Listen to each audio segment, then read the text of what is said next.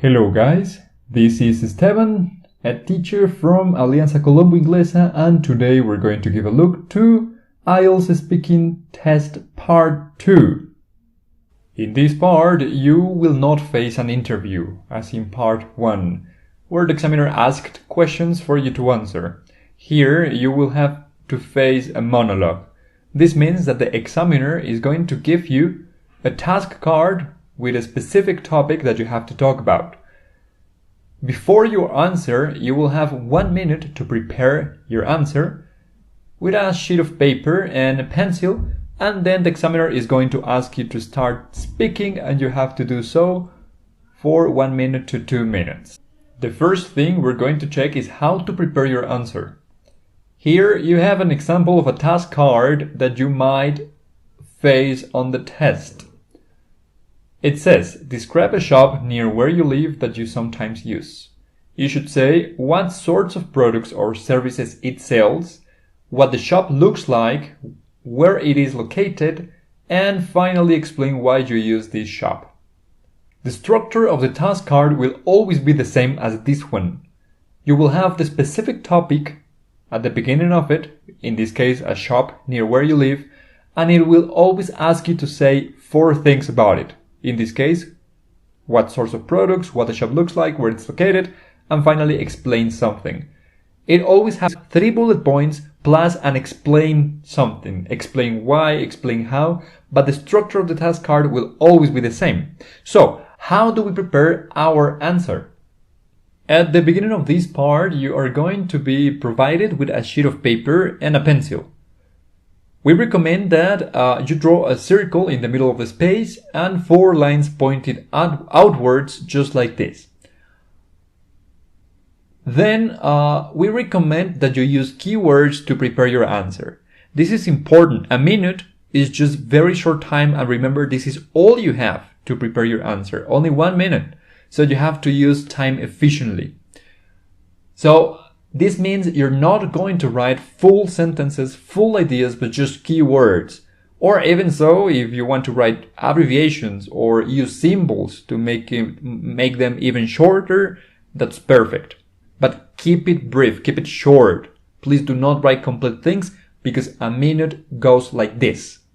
So, for each one of the points that you have in the task card, we're going to prepare something. In the middle of the circle, you are going to write the answer to the topic. So it asks me to describe a shop near where I live, blah, blah. And I say, I just put a bookshop. Then it says what sorts of products or services it sells. So in the first line, I put my keywords for this part, which are magazines and coffee. Well, I would put books too, but it's a bookshop, so that's quite obvious. So, and I don't want to waste time, right? So I move on to the next one.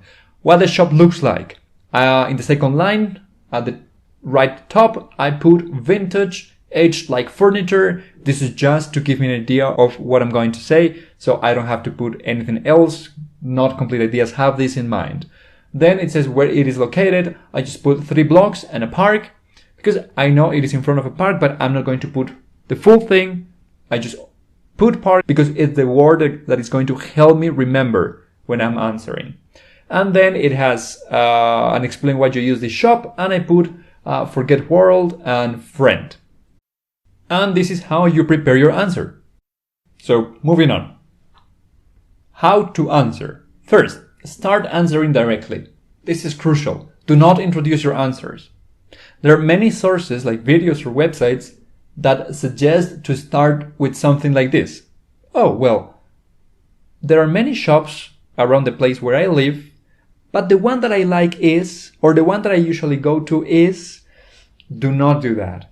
Because the examiner is looking for memorized, well, not looking for, but he's going to notice memorized expressions, memorized phrases, and this affects your score in a very negative way. So just start answering directly. You have to sound natural, not that you have memorized a full set of structures and phrases to give your answer, but you have to sound natural, so just start answering directly. Let's continue. Give 2 details for the 3 bullet points, and then give 3 details for the last bullet point. What are the first 3 bullet points? What sorts of products, what the shop looks like, and where it is located. For these ones, you're going to provide 2 details to extend your answer. And then for the last one, 3. Explain why you use this shop. So for this one, we can include 3 details to extend it. I'm going to explain this in the next part, where we are going to see an example, but don't worry, you will get the hang of it. You will finish your answer and you will close it talking about the future.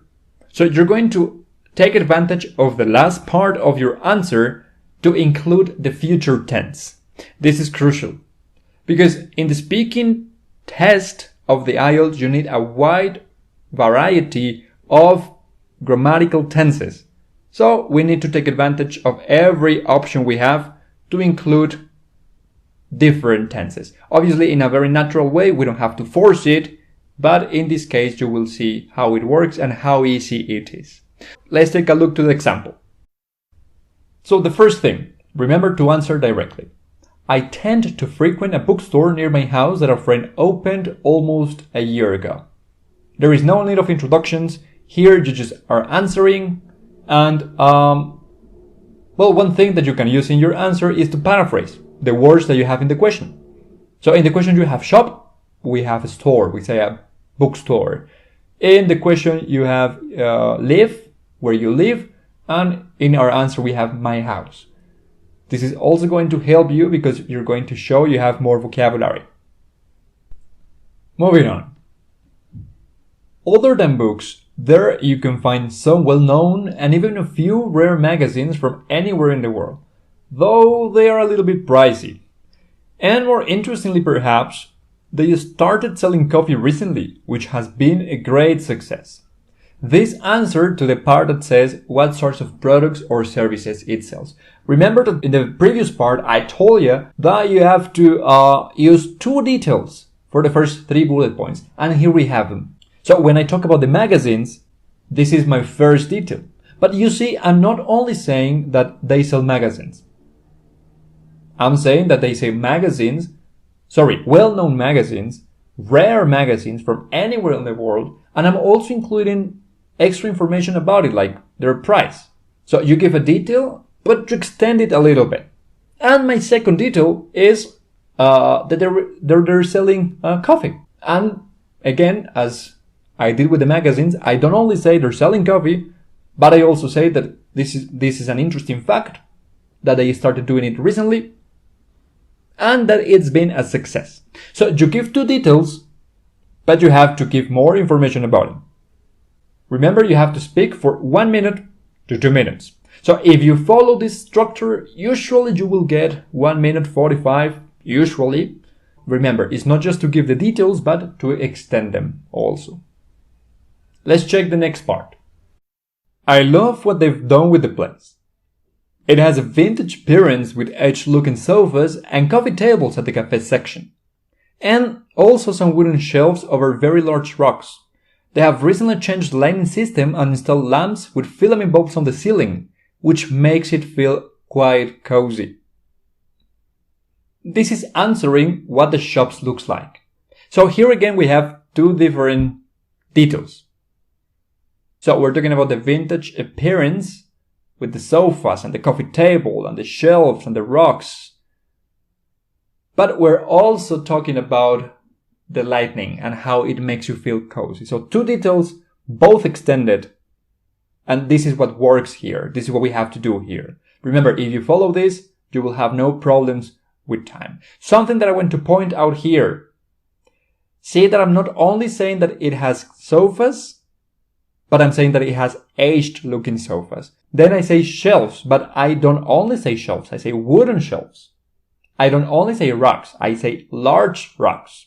Using adjectives will for sure help your score be higher or be high or be the one you want. So use adjectives. If you see in the previous part, when I talk about the magazines, I say some well-known magazines. So here I have well-known, I have rare, so I have adjectives for magazines, not only magazines. This is very important. Using adjectives, being descriptive, will help you a lot. So let's check the next part. One of the best things is that it is only 3 blocks away from my house. and in front of it there is a small park. This is shorter than the previous ones, but still we have two details. Not only that it is 3 blocks away, but also the detail of the park. And the last part is this one. I love going there because as it is in a quiet area, you can take your laptop or buy a book there, sit on a sofa, have a cup of coffee, and forget the world exists for a couple of hours. Besides, I really enjoy being with my friend, the one who runs it, the one who owns it. So when I go there, we get to spend time together. Anyhow, I do hope that in the future they have a wider variety of books in French, which would make this place even better. So this is the part that answers the last bullet point of the task card. Explain why you use this shop. Here I have 3 details. Well, actually 2 details to expand the bullet point, but I also have the third detail, which is the closing, talking about the future. So if you see the first detail is that I can relax, I can forget about the world, it's in a quiet area. I give the detail with extra information. Then I talk about my friend, the second detail, and the third detail is the place where I use future. Remember, using future is going to improve your score, not only because it is future, but because you have a wider use of grammatical tenses. So if you see, at the beginning, I'm talking about the past. A friend opened almost a year ago. I have the past. Then I have a combination of present simple, present perfect. For example, I love what they've done with the place. Present perfect. Yes. And at the end, I have a future. So I have a wide variety range. I'm using I'm using past, present, present perfect, future. And this makes it a better answer than just using present or just using past and present or only one tense. So using a wide variety of grammar, different tenses is going to help you a lot. Here you have the full example with all the parts highlighted in different colors. If you read this example at a normal pace, it would take you probably 1 minute 10-ish. And although it is higher or more than the minute, which is the minimum time you have to speak, it is still short. The idea is that you speak for around 1 minute 45 seconds. So what are some of the reasons why we're not getting more time? For example, if you see the section in green, the answer to the third bullet point, where it is located, it is too short. It has the 2 details, but it could be improved. So one of the best things is that it is only 3 blocks away from my house. It is the first detail, but we could say more. For example, you could add the time it takes you to get there walking. So it takes me around 5 to 6 minutes walking. And the way there is beautiful because there are many trees in the way. You can add things. And then you say, and in front of it, there is a small park. So you could add something. A small park with plenty of trees, with several trees, which makes the view of the coffee shop beautiful or relaxing, or which makes it look pretty on a sunny day. You could add more information. Not only the 2 details, the plain 2 details, but extend them. So that's one of the ways of extending our answer. Now, let's take a look to some aspects that you need to have in mind. Well, first of all, project confidence. Then be descriptive. Remember what we talked about the adjectives. This is going to be crucial. You're testing your vocabulary, that you have a wide range of vocabulary. So being descriptive, as we have already discussed, is going to be a game changer for you. Have a varied use of grammar structures. We discussed it. Using past, using the present, using the future, mixing them when necessary. But here, do not force it. You have to make it sound natural. If you force it, you will make mistakes of accuracy, and you don't want that. And then use complex sentences. Well, if we check the previous part, we can see some. For example, in the second section, other than books, there you can find some well-known and even a few rare magazines from anywhere in the world, though they're a little bit pricey. Here we have a complex sentence. So the connector though makes it is joining 2 ideas. So we have a complex sentence. Then in the red section, in the second detail of the red section, they have recently changed the lighting system and installed lamps with filament bulbs on the ceiling, which makes it feel quite cozy.